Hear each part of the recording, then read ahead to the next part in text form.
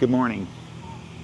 You may know us from our carnivore journey, but this morning, that's not what we want to talk to you about. So this week is Valentine's Day. So at the time of this recording, later in the week is going to be Valentine's Day. So we thought that we would make a little video on relationships. That's right. So we hope that we've been able to help you with some of your health-related goals through our carnivore videos. So today we want to talk about our relationship goals. In the comments that you leave, so often it is about our love for each other. Today what we want to talk about is our lifelong love affair. I love those words. A lot of people that we know, the highlight of their love life was in the beginning.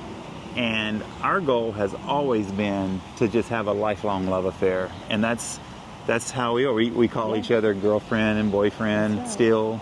We're dating. We're still dating. Yeah, and pursuing. Yeah. And flirting. I love whenever you tell people that you feel like you're still in like our honeymoon stage. Yep. And some of my favorite things that Tanya has always said is how whenever she sees me somewhere unexpectedly. Oh yeah, my heart just jumps, just like whenever we were young. He is always my favorite person in the room. We do know that the relationship we have is unique. We have some things that have really helped us that we hope they will help you as well. And we're going to be sharing this with our college group later this week, and so we thought we would share it with you also. And whether you realize it or not, your marriage and your life is an example to everyone that sees it. And because God has given us a great responsibility of influencing young people, it is very important to us that they see high standards for marriage. We live that out to our own children and to all the young people that God has put in our influence. If you're not in a relationship, we don't want you to just tune this out. I think that you can probably get some good information and some inspiration maybe for your future love affair that you're going to have. That's right. That you would feel more equipped after watching this video and hearing our thoughts on our lifelong love affair, that you would feel more equipped for your future relationship. And so we do have a lot of things that we know work because we've been there and done that. And we know a lot of things that don't work because we've made plenty of mistakes over the years.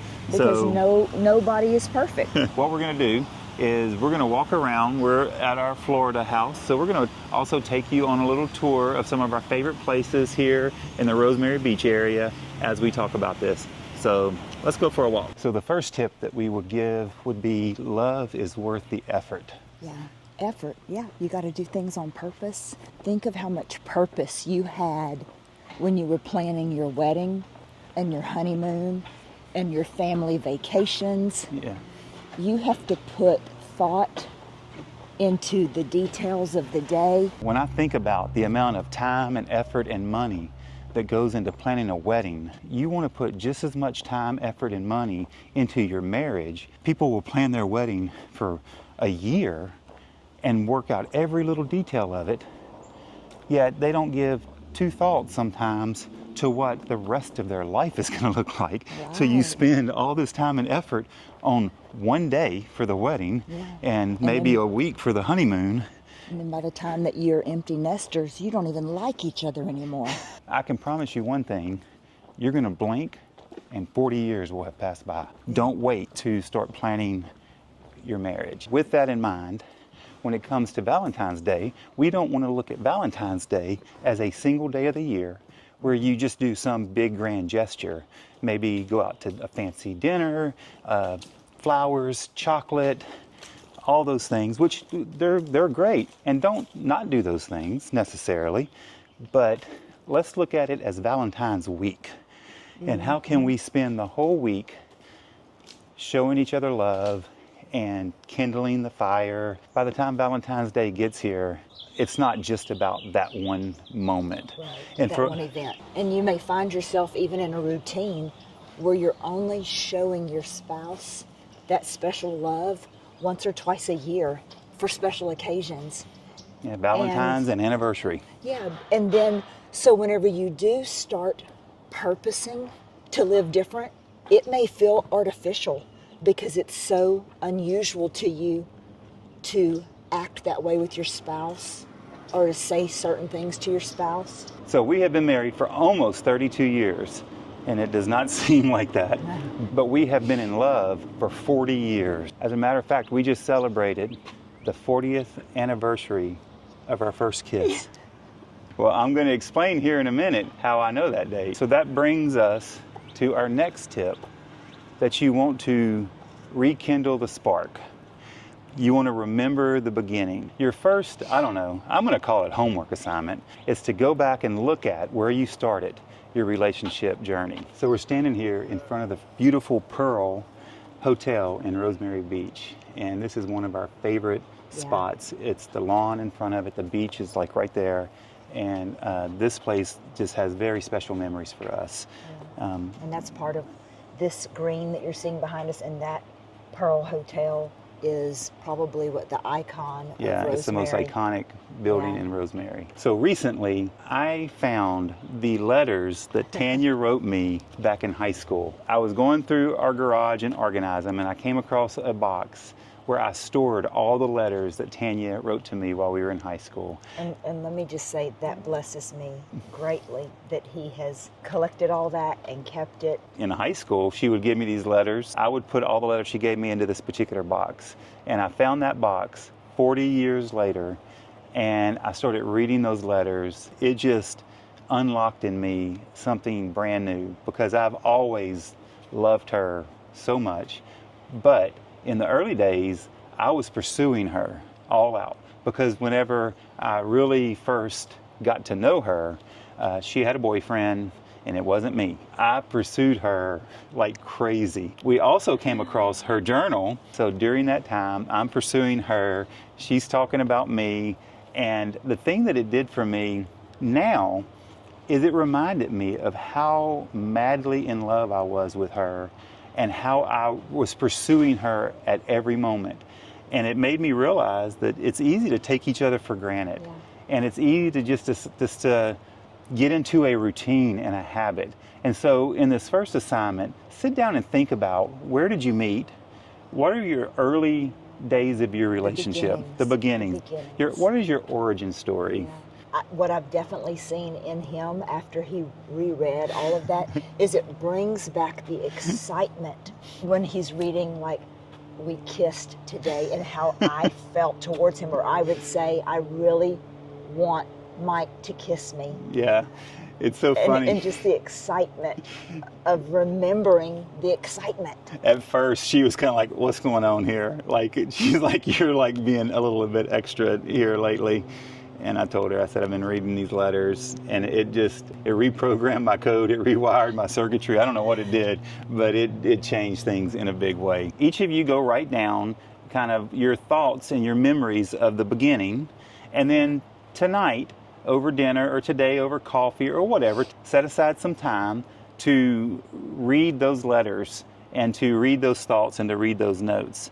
And I highly recommend that you maybe write a letter to your spouse. And if you are just starting out, or if you're not in a relationship yet, oh my goodness, and I promise you, this is going to be one of the biggest things I tell our college group this week, is write letters with a piece of paper and a pen. Yeah. Not text messages. Old-fashioned. Good old-fashioned notes. If you're in school, pass them notes. Yeah. If not, write them a love letter and give it to them. Pro tip, trust me, put a date on it. I've got, I don't even know, it's probably 100 letters from her. Yeah. 2 of them No had date. dates. He feels like Sherlock Holmes trying to investigate and put all the information together to figure out when it was dated. The only way that we were able to know some of these key milestone dates is because she kept a journal. For example, on our first kiss, obviously she's journaled about that. And so when I find a letter that she wrote me saying, I can't believe Monday we skipped school and stayed home, and here it is 2 days later, and I still can't stop thinking about it, I know what date that was, because she didn't date the letter, but she did date the journal. Put a date on it, and your future self will thank you. Assignment number 2, revisit or remember your first date. Oh gosh. To set a little background here, I pursued her like crazy for like a year and a half. I'm just pursuing her all out. And then finally, finally, we get together. We got a date. And we're going on our first official date. Our first official date was the night before homecoming, and we went to the homecoming football game. We were going to the movies afterwards, and we get to the top of a bridge, a pretty high bridge in our town, and I run out of gas.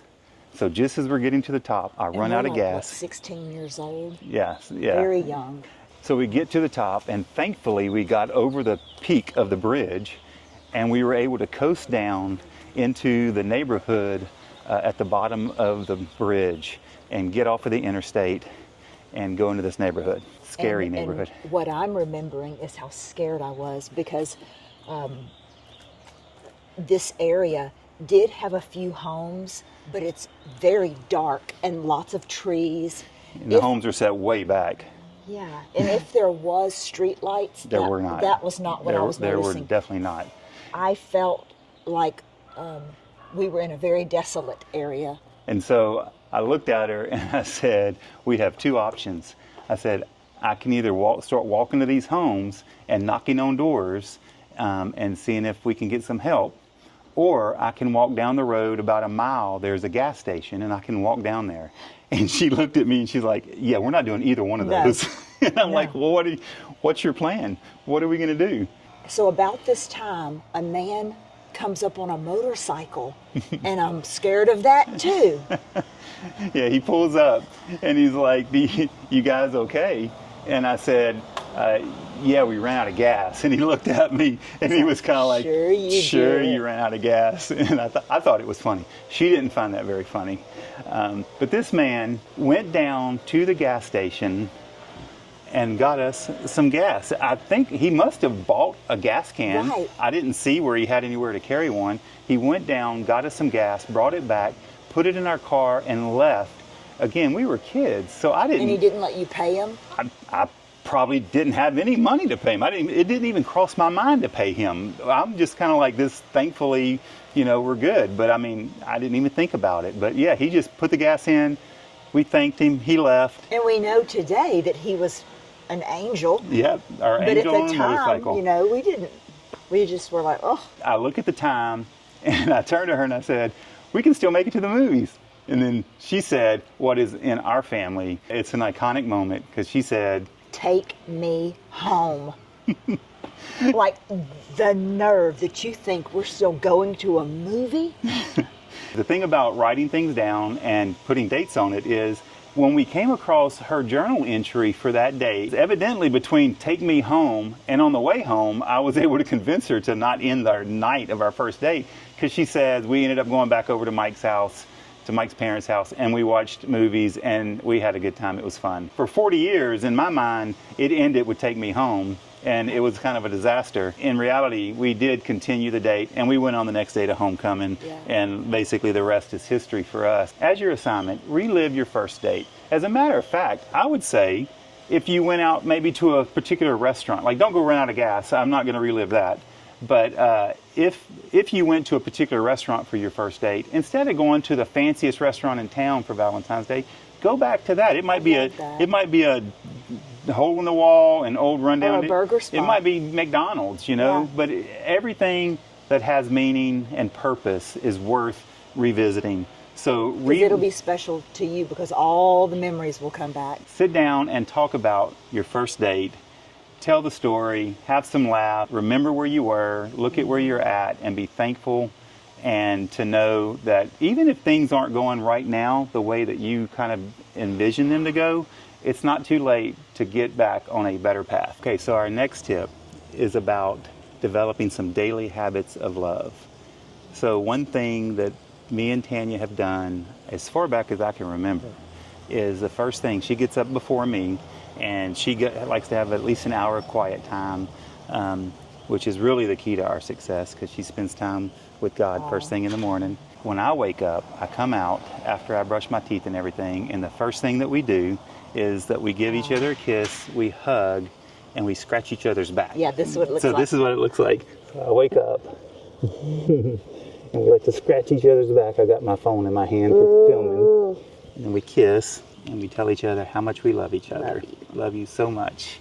And then I say, did you sleep good? Yep. And then I ask her the same. And then we go and we make coffee because she's got coffee ready. You know, Tanya, coffee gives her joy. Yeah. And so we walk up to the coffee pot. Yep. And And she so starts I'm making my facing coffee. the coffee bar like this, and I'm making the coffee. Basically still asleep. So I'm doing and this. he is on me, like he is assisting me making coffee. I am. This is the most important part. I'm holding her up. Okay. And Yes. so she makes my coffee, and this is really why I drink coffee for this moment right here, is because this makes the coffee better. Aw. It's all about creating some daily habits. And that's our thing.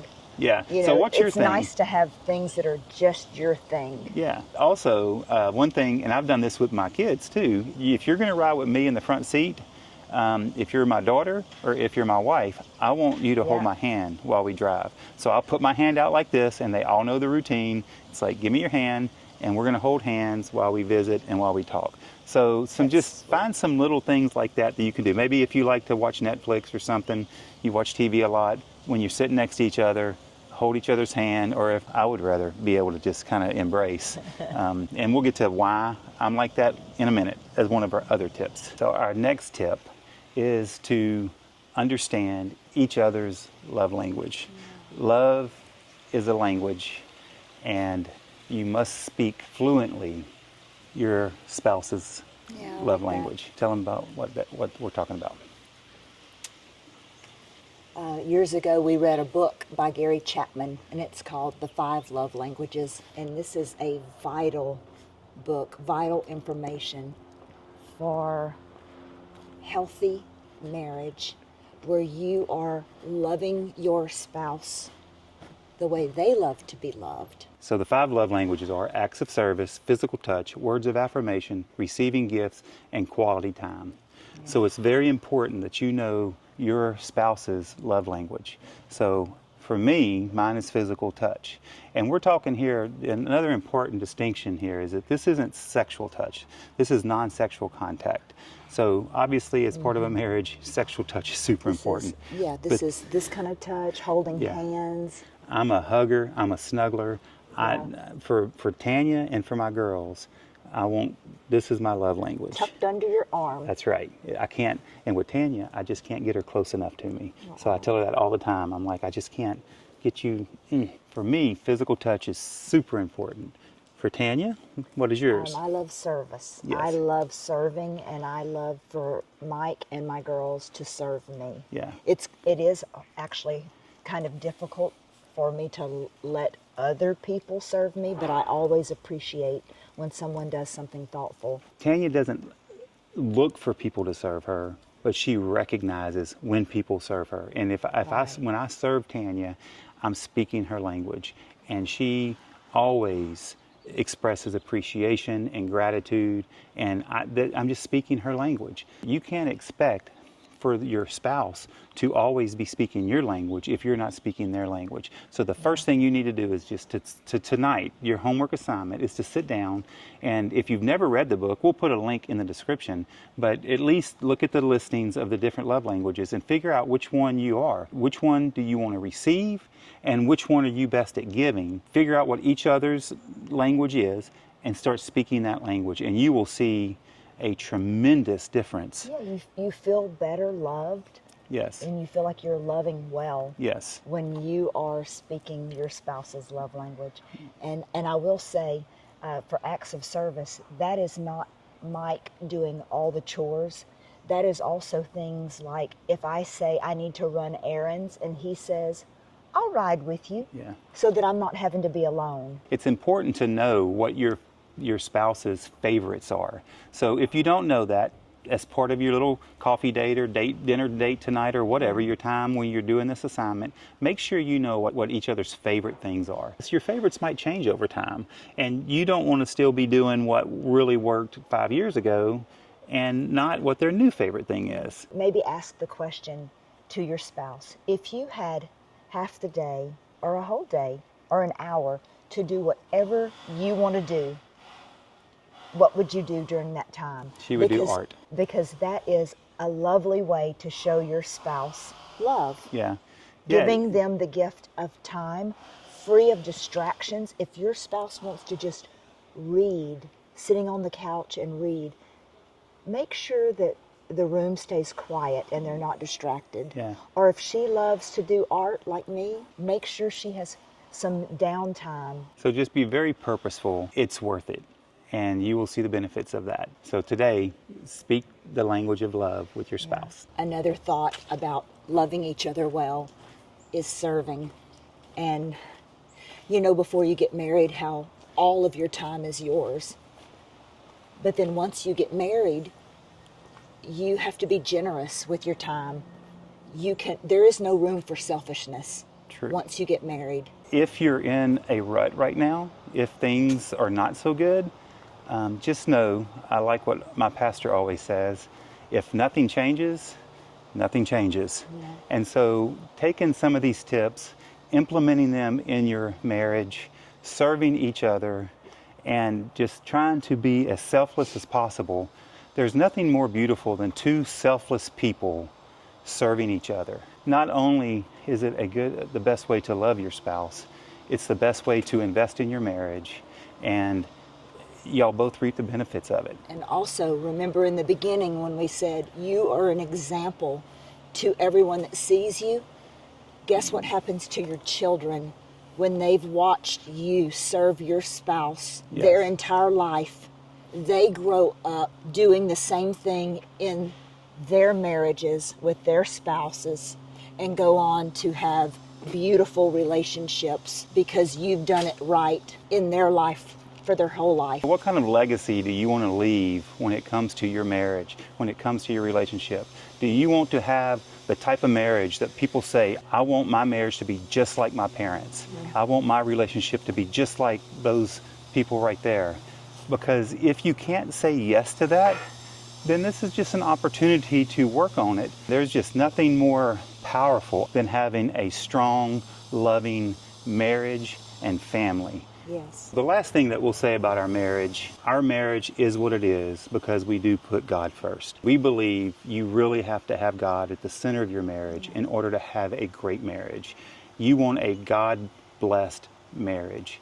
And so that is truly the key to our success. We get people that ask us in the comments to pray for them for their health or for their success or for maybe they've got some sickness in them, and we do. We want you to know that we pray for you as we read the comments and as we pray right then. We pray right then and there. I just periodically will take time to pray for everybody watching our videos, and so we are praying for you. We definitely pray that you have an amazing marriage. So we also pray that God will use your marriage to influence others. Yeah, we know that we are blessed to be a blessing.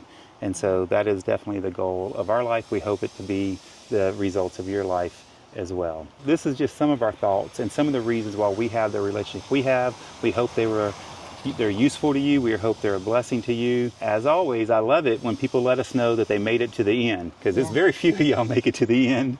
And if you haven't subscribed, we ask you to do that. We know there are going to be a whole lot of people that were here just for Carnivore being like, what the heck? Why are they talking about marriage? I'm not even married, and they're going to unsubscribe. So help us offset the loss of subscribers we're about to get by liking and sharing this video, especially if you know somebody that this would help. Please share it with them. And we will see you next time. Thanks for watching. Happy Valentine's Day. Yeah.